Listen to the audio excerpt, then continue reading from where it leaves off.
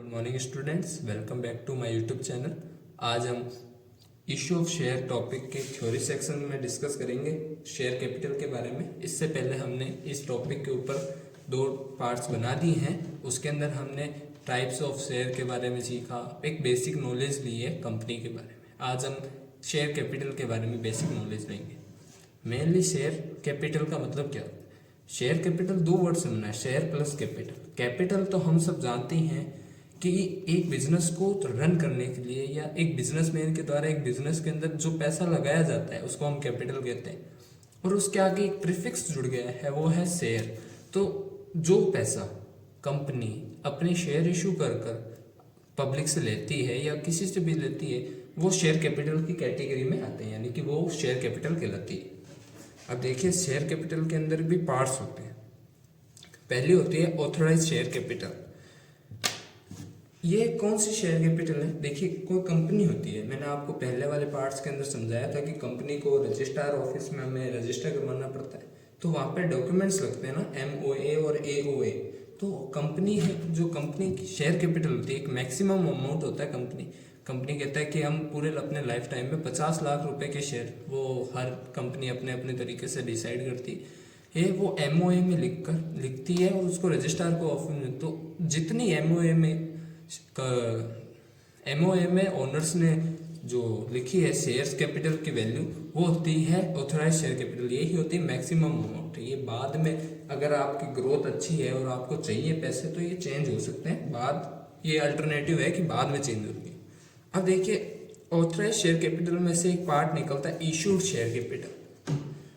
मतलब कि एग्जाम्पल, मैं आपको एग्जाम्पल में समझाऊंगा कि मैंने कहा कि 100 रुपये ऑथराइज शेयर कैपिटल, मेरे को कोई ग्रोथ अपॉर्चुनिटी मिली, तो मैंने क्या करा, 60 रुपये में, तो 60 रुपये की कैपिटल को तो इशू कर दिया, पर मैंने 40 रुपये की अभी तक मतलब होल्ड करी है, तो ये अन इशू है। तो समझ जाना कि 100 में से 60 जो इशू करे ना, ये होती है इशूड कैपिटल। यानी कि कंपनी ने अपनी ऑथराइज कैपिटल से कितना पब्लिक में इशू कर दिया है, उसको बोलते हैं इशूड कैपिटल। यानी कि ये वो पार्ट है ऑथराइज कैपिटल का जो कंपनी पब्लिक के अंदर इशू कर दी। आप समझ गए हैं। अब इशूड कैपिटल में से भी निकलता है पार्ट सब्सक्राइब्ड कैपिटल। अब कंपनी चाहती थी 60 शेयर इशू करना, पर उसमें से क्या हुआ, 60 शेयर तो मतलब 60 रुपए की जो शेयर कैपिटल है वो इशू करना चाहती थी, पर उसमें से पब्लिक ने यहाँ पे 55 शेयर्स ही अप्लाई करे। तो ये होती है सब्सक्राइब्ड कैपिटल। यानी कि 60 देना चाहती थी कंपनी से, पर पब्लिक ने 55 के लिए अप्लाई करा, वो होती है सब्सक्राइब्ड कैपिटल। ये इसका पार्ट है, ये इसका पार्ट है।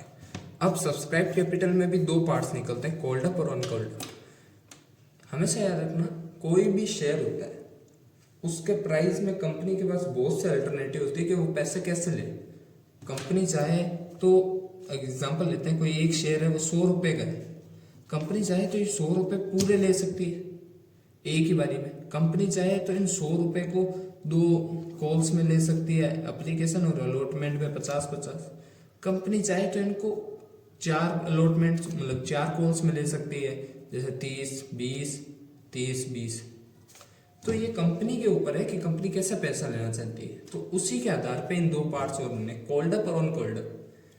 अब इस एग्जांपल को लेते हैं कि भाई 100 रुपये का एक शेयर था, कंपनी ने अभी तक 60 रुपये तो पब्लिक से मांग लिए और जो 40 रुपये बच रहे हैं वो अभी तक मांगे नहीं। तो नाम से पता चल जाएगा, जितने पैसे कंपनी ने पब्लिक से मांग लिए हैं वो होती है कॉल्ड अप कैपिटल, और जितने पैसे नहीं मांगे वो होती है अनकॉल्ड अप। अब कॉल्ड अप में भी आती है subscribed and fully paid up and subscribe but not fully paid up. अब इस बारे में समझना कि ये कौन सी टाइप है, ये आपको एक बेसिक नॉलेज रहना चाहिए कि इसके बारे में आपको जब आप क्वेश्चन करोगे तो आपको बैलेंस शीट के अंदर आपको इन चीज़ों को डिस्क्लोज करना पड़ेगा, तब आपके लिए ये फायदा करेगा।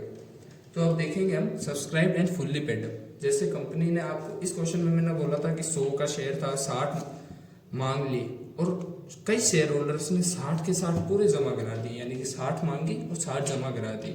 वो आती है इस वाली कैटेगरी में, यानी subscribed and fully paid up.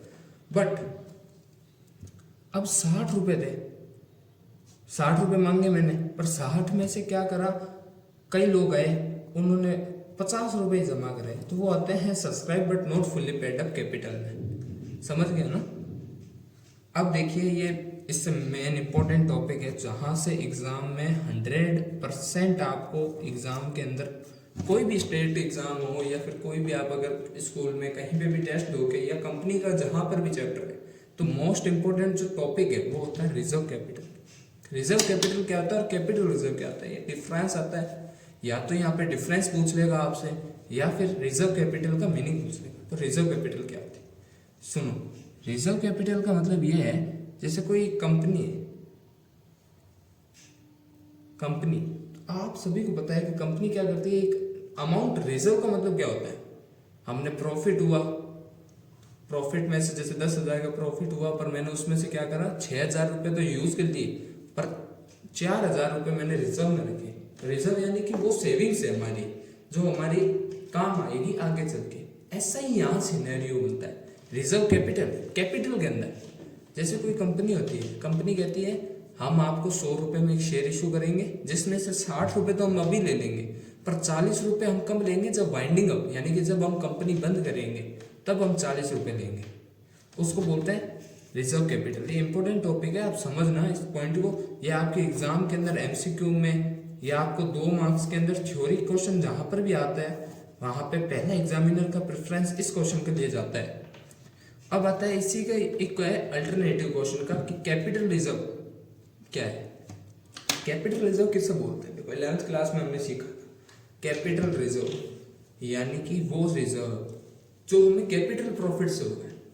Capital profits क्या होते हैं, जैसे कोई मेरे पास एसेट थी, वो मैंने बेची, मेरे पास कोई ऐसे रिवोल्यूशन कर लिया एसेट्स का, तो फॉरफिट रीइश्यू करने पे मेरे को पैसे मिल रहे हैं, यानी ऐसा प्रॉफिट जो कभी कभार होता है, हमेशा नहीं होता, वो होता है कैपिटल प्रॉफिट, और उसको हम कैपिटल रिजर्व में ट्रांसफर करते हैं। तो ये डिफरेंस है, ये क्वेश्चन आता है, इस पॉइंट को आप ध्यान में रखें। अब हम नेक्स्ट टॉपिक है जो इसके बारे में देखेंगे। अब देखिए प्राइवेट प्लेसमेंट ऑफ शेयर, ये क्या होता है, share issue to some specific groups like promoter, their friends, relatives, mutual funds, NRI and financial institute. Company कभी कभी कंपनी चाहती है कि हम एक अपने हमारे शेयर है ना पब्लिक में नहीं बांटेंगे, जनरल पब्लिक को नहीं देंगे, हम एक स्पेसिफिक ग्रुप को देंगे, जैसे कि म्यूचुअल फंड्स में बांटेंगे अपने शेयर, प्रमोटर्स के फ्रेंड्स को दे देंगे, NRIs, non residents of India, उनको दे देंगे। यानी कि स्पेसिफिक ग्रुप को जब शेयर्स दिए जाते हैं उसको प्राइवेट प्लेसमेंट ऑफ शेयर कहते हैं। फिर आता है स्वेट इक्विटी शेयर, ये बड़ा इंपॉर्टेंट टॉपिक है, आपको एमसीक्यू देखने को मिलेगा यहाँ पे। इस शेयर की क्या बात है कि ये एट प्रेजेंट ये एकमात्र ऐसा शेयर है जो डिस्काउंट पे इशू होता है, यानी कि ये अपनी फेस वैल्यू से कम पे इशू होता है। डिस्काउंट का मतलब होता है फेस वैल्यू, यानी कि कोई शेयर की फेस वैल्यू अगर 100 है तो इसको अगर 90 में इशू करते हैं, आज तक कोई दूसरा शेयर अभी इन प्रेजेंट टाइम के अंदर कोई भी शेयर अपनी फेस वैल्यू से कम में इशू नहीं होता। वो पहले होते थे, अब नहीं होते। तो ये है स्वेट इक्विटी शेयर। इसमें से इतना ही समझना आपको, ये पॉइंट ध्यान रखना है कि ये फेस वैल्यू से कम होता है। अब क्या होता है, देखो हमने अप्लाई करा कि भाई आईपीओ लॉन्च कर, कंपनी एक आईपीओ लॉन्च करती है, पब्लिक से रिस्पांस भी आता है, उस रिस्पांस को क्या बोलते हैं, सब्सक्रिप्शन बोलते हैं। जब कोई कंपनी अपना आईपीओ लॉन्च करती है मार्केट के अंदर, तो फिर पब्लिक उनको कैसे रिस्पांस देती है, 3 टर्म्स के अंदर पब्लिक रिस्पांस दे सकती है। एक होता है ओवर सब्सक्रिप्शन, एक होता है अंडर सब्सक्रिप्शन। ये वाला पॉइंट तो आपको बस ऐसे ही है समझना है, इस पॉइंट को इंपॉर्टेंट पॉइंट है, इसको समझोगे तभी आपका आगे क्वेश्चन होंगे। ओवर सब्सक्रिप्शन क्या होता है, नाम में पता चल रहा है, ओवर यानी ज्यादा। कंपनी अपने 10,000 शेयर इशू करना चाहती है, पर कंपनी की जो गुडविल है ना, कंपनी का नाम बहुत बढ़िया है, बहुत है, तो कंपनी की हर बंदा चाहता है 15,000 लोगों की जो है एप्लीकेशन आ गई। जैसे आप देखते हो अभी रिसेंटली स्विगी का आईपीओ लॉन्च हुआ था, जोमेटो का हुआ था, ऐसे कई ऐसे आईपीओ आते हैं, बड़ी बड़ी कंपनी, रिलायंस अपना अगर आईपीओ लॉन्च करेगी तो हर कोई उसके अंदर अपना इंटरेस्ट दिखाता है, सब चाहते हैं ना। अभी हम भी चाहते हैं आईपीओ लॉन्च करेंगे, आईपीओ लॉन्च करेगी अगर रिलायंस या टाटा, कोई भी बड़ी बड़ी जब हस्तियां अपनी आईपीओ लॉन्च करती है तो हम सब चाहते हैं कि आईपीओ में इन्वेस्ट करें, क्योंकि ये अपनी ग्रोथ है इनके अंदर, ये आज नहीं तो कल प्रॉफिट दे के जाएगी अपने को, तो सब यही चाहते हैं। तो इस कारण से इनका सब्सक्रिप्शन ज्यादा आ गया, यानी कि 10,000 इशू करना चाहते थे 15,000 आ गए, तो ये क्या हो गया, ओवर सब्सक्रिप्शन। फिर आता है अंडर सब्सक्रिप्शन। कभी कभार क्या होती है, नई कंपनी होती है, ऐसे कोई एग्जांपल लेते, कोई एक नॉर्मल सा पर्सन था, अपनी एक कंपनी को स्टार्ट करी, बिजनेस चला, इतना इसका मतलब हाईलाइट्स में नहीं आया हुआ बिजनेस, तो उसने कर दिया आईपीओ के लिए अप्लाई। आईपीओ के अंदर क्या हुआ, वो चाहता था 10,000 शेयर इशू करना, पर क्या हो, वहां क्या हो रहा है, वहां पे 9,000 एप्लीकेशन आ रही है, यानी कि यहाँ पे उसको 10,000 से कम आ रही है। इसको अंडर सब्सक्रिप्शन बोलते हैं। मैंने बोला था आपको इंपॉर्टेंट पॉइंट समझाऊंगा, ये है मिनिमम सब्सक्रिप्शन। सेबी है ना, security exchange board of India, इनकी गाइडलाइंस होती है कि आप शेयर को कैसे इश्यू करोगे, कैसे क्या आपको इनका क्या मतलब पेमेंट कैसे करोगे, अगर आप नई शेयर किसी शेयर होल्डर को इशू करते हो तो कैसे, इसका जो प्रोसेस क्या है वो होता है। तो उस प्रोसेस के अंदर वो कहते हैं कि अगर आप आईपीओ